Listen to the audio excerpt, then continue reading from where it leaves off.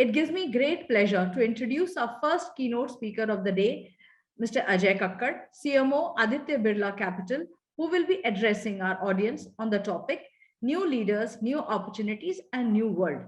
Over to you, Ajay, sir.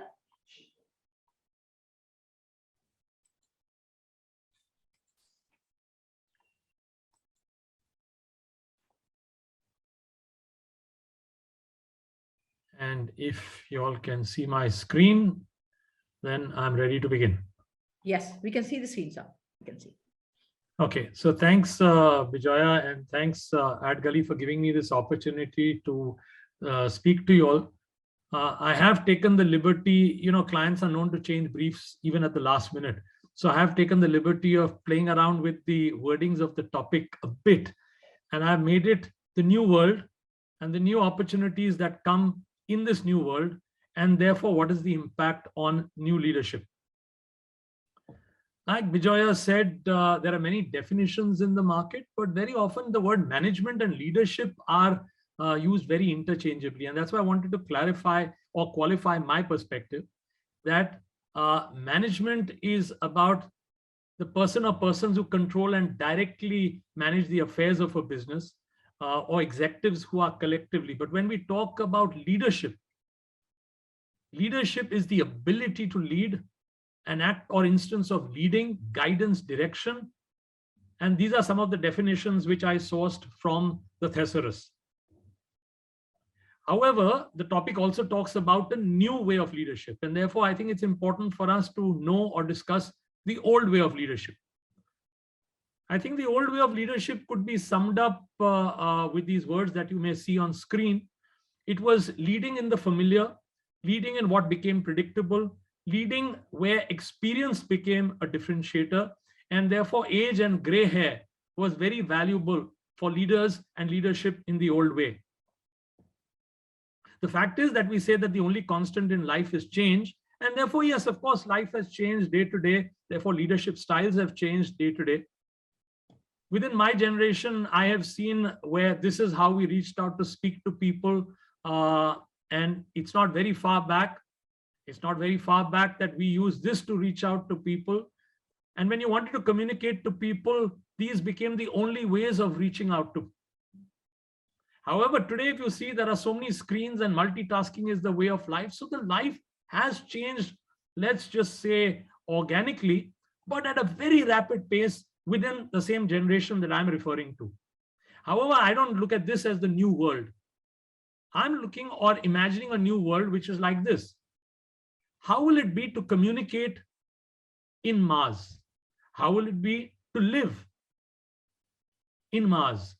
And now when you're talking about this change, it is a huge change. And this is the kind of change that COVID has made us experience.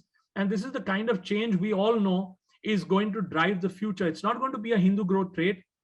It's not even going to be as dramatically as from a call center to a landline to a mobile line and to multi tablets.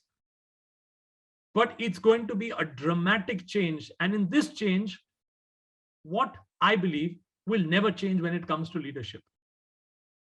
I'd like to believe that whatever be the time phase, whatever be the change in the environment, a leader will have to be a person with a vision. Whatever be the time frame, whatever be the context, a leader will have to have the power to influence people. And today, the world of influence has increased dramatically. Till yesterday, you could talk about employees, you could talk about clients. Today, it is about shareholders. It is about influencing the influencers. It is influencing the regulators. So a leader no longer has to lead his people. He has to lead and yield influence over a wide, very wide spectrum of people. That is not going to change, according to me. And the third and the most important part, if you ask me, for a leader, yesterday, today, or tomorrow, which will never change, is his ability to have a vision, to carry people to a promised land. And the two examples I've put before you are examples which are quoted across generations and across countries and across time zones. There was a Moses who led people to the promised land. There was Mahatma Gandhi who led us to satyagraha, to freedom. And these are things which, according to me, will never change as three very key facets of leadership. However, what has changed, what will change, and what will keep changing, according to me, is the fact that leaders will be born. Leaders will be seen at the forefront, but these leaders may not be age dependent. These leaders may not, or in all probability, may not only be experience driven. And with experience comes a certain sense of gut feeling, a call you can take because you've been there, you've seen that, you kind of have an inkling. I think all of these things are going to change. And what is going to start for all leaders, young leaders in front of us, the new leaders in front of us, is their ability to accept, acknowledge, and say that I don't know. And when you don't know, the importance of listening increases all the more. And what do I mean by listening? You have to listen to anyone and everyone. It's no longer about listening to only the few people who surround you, your immediate leadership, your customers. You have to reach out to competition. You have to reach out and listen to customers that you have acquired, that you want to acquire. You have to listen to the environment in which you are growing. And therefore, you have to listen to perceived competitors. You have to listen to people who have not even spoken what's in their mind. And this will become the biggest trait, if you ask me, for new leaders, to be able to listen to what has not even been said, possibly not even felt. And yet a leader has sensed it. He has listened to it, and he has been able to act on it. I think another trait, this happens to me, my son, and I must tell you, confess that to you. He is 28 years old. The fact remains that till yesterday, the next generation looked up to their former generation as leaders. Children to their fathers, employees to their bosses, everyone looked up. Today, the time has changed, and it's not that I will look to youngsters. We will also look to youngsters, because the importance is in today's world, as COVID taught us. It's not about learning and experience. It's about the ability to unlearn whatever you have learned. It is the ability to relearn and to learn afresh. And this, I think, applies to the young generation and every generation who is wearing the saddle or is in the seat of a leader.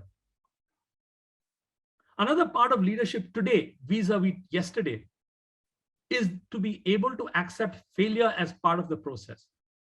Till yesterday, or if I may say till today, leaders treat it as a matter of pride that they are successful leaders.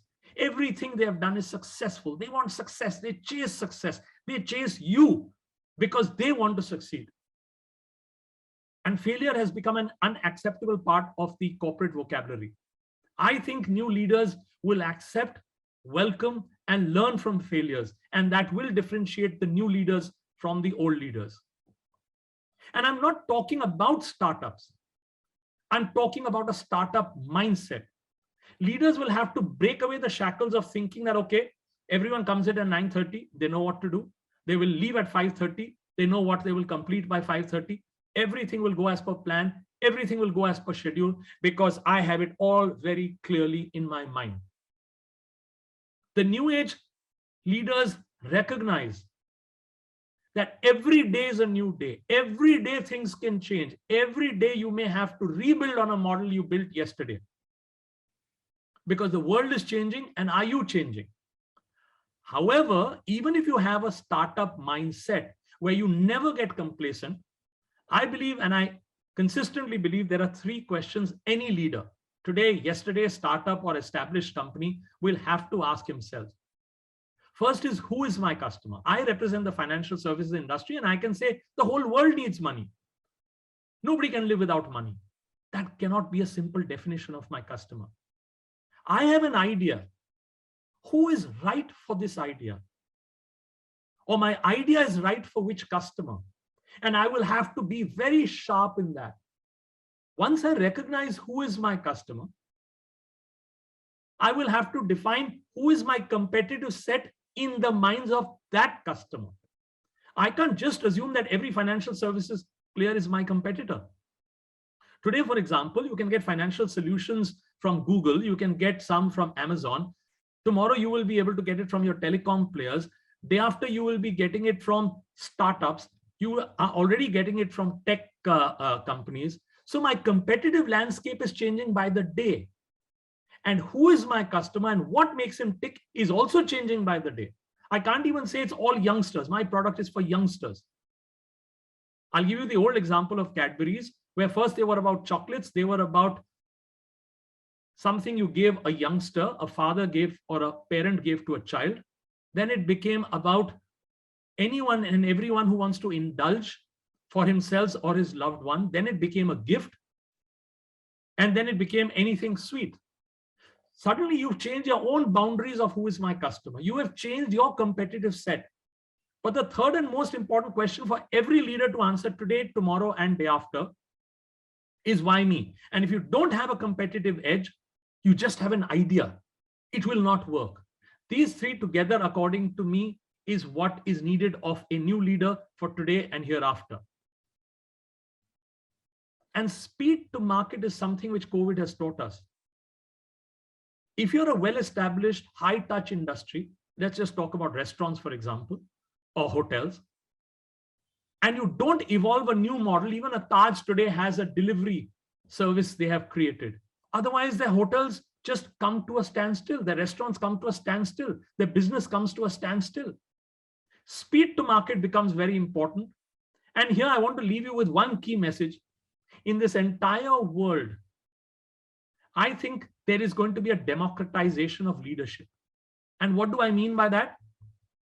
You all have all heard of diversity and inclusion as a term about including all kinds of people, all kinds of mindset, all kinds of thoughts. I'm saying leaders will also be all kinds. You cannot say young leaders or new leaders will be young leaders, new leaders will be old leaders, new leaders will be men, women, or what have you. I am saying new leaders, these are the new leaders. The today's generation looks up to these new leaders, and there's nothing constant, there's nothing consistent, there's nothing common among these three people. But yet these three leaders are today seen as leaders for the new generation and new and contemporary leaders. You then have the Dipendra Goyals of the world and the Pankaj Chaddas of the world. And this is what I'm calling democratization. This is what I'm calling D&I. There's going to be a diversity and inclusion is who is and who can be a leader. You know that Zomato was a top 100 listed company, and it started with a market cap of over 1 lakh crores. Youngsters are creating today what generations have not created. The Zomato valuation was more than the value of many hotel chains put together. So therefore, I'm saying there is democratization, there is a D&I, there are youngsters with diverse backgrounds, and there are senior people who have launched new ventures. So for example, if you look here, a lady who created Nykaa, her market capitalization at listing was 1.18 lakh crores. Now, this is not a young person, this is a seasoned person, but in a new avatar. So what you will see is new leaders will be the individuals leading companies, and new leaders will be the new brands that are leading the consumers. But one thing common, whether you're young, whether you're old, whether you're a man, woman, or anyone from anywhere who has an idea, if you don't create value with your idea, your leadership is going to be very restricted. You know today that leaders are given a halo very quickly, and soon they lose the halo when things change in their life. Market cap is the greatest limited time indicator. You create a value today, everyone sees you as the leader, cheers you as the new order. And 2 weeks later, your valuation comes down and you are no longer top of mind as far as this spectrum of new leaders are concerned. And I want to end it by telling you is that there is going to be democratization. There is going to be a D&I of everyone can be a potential leader. But like in the CA exams, you know, if you look at here, people who passed 2 groups of CA, 1.41%. And therefore, out of every 100, every 1,000, every lakh of the new generation of employees, new generation of companies, very small percentage will actually cut the ice, will make the benchmark, or will stay at that haloed space of being recognized as a new leader because he identified or she identified a new opportunity in the new world. And this is my last thought for you, that do you have it in you to be a leader, carrying the traits which will never change, the three of which I mentioned to you, bringing in the traits which will never go out of fashion, which I mentioned to you, and creating value that remains valuable in the eyes of all stakeholders.